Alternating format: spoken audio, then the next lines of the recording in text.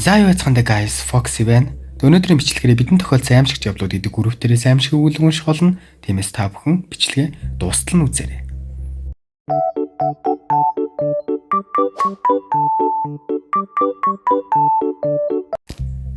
За ингээ пост руу гарцгаая. Сайн байцгаана уу? Өөрт болон үеэлдээ тохиолдсон зүйлээ бичлээ. Энэ жил манай гэрийнхэн цугларч бүгдээрээ л Хүсгэл аймгийг зорвоо. Анхандаа их л гоё байсан. Замдаа 1-2 газар хоноод шууд л Хүсгэл рүү тавьсан юм. Бид хэд ч их хөвгчлөлтэй явцгаасан, 5 машинтай явцгаасан. 7 дугаар сарын дунд хавцаа бид зорьсон газар болох Хүсгэл аймагт ирлээ. Биднийг ирэхэд бороо орж байсан. Бид ч тоолгүй тус тусын байшинд орцоож халуун хоол идээд л тэр өдрийг тэгсгээд л өнгөрөв. Маргааш нь нар гараад их л гоё байсан. Өдөр нь нуурын заваар Хүсгэлийн хэсэг газраар явж өдөржин тоглож идэж ууж л орой болов.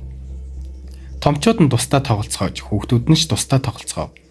Байшингууд маань ой монттой залгаа байсан учраас томчууд хамаагүй ой руу оруулахгүй байлаа.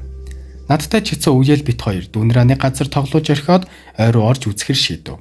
Орой болчихсон байсан болохоор жоохон бийж жиргсэн. Бит хоёрч бие биенээрээ тоглож айлгаал жоохон дэшээ явлаа. Бидний буудалсан байшинтай ижилхэн 3-4 байшин харагдав.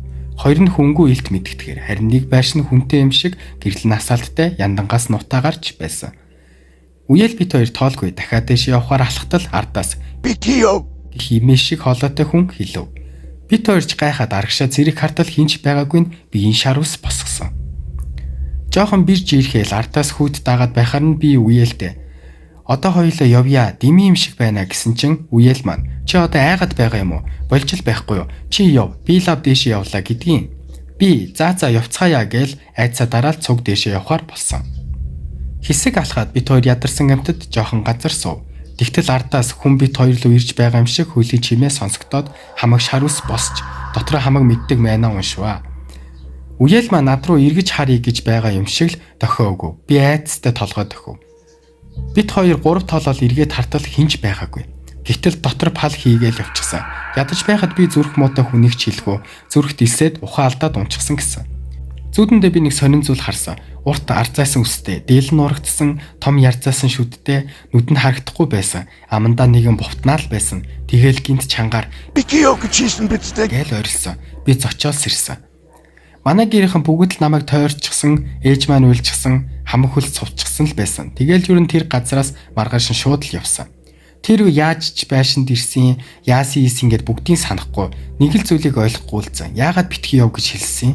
Өөрийнх нь эзэмшил газар байсан болов, эсвэл лус савдаг байсан болов, сайн мэдэхгүй л хоцорсон доо гэж байна.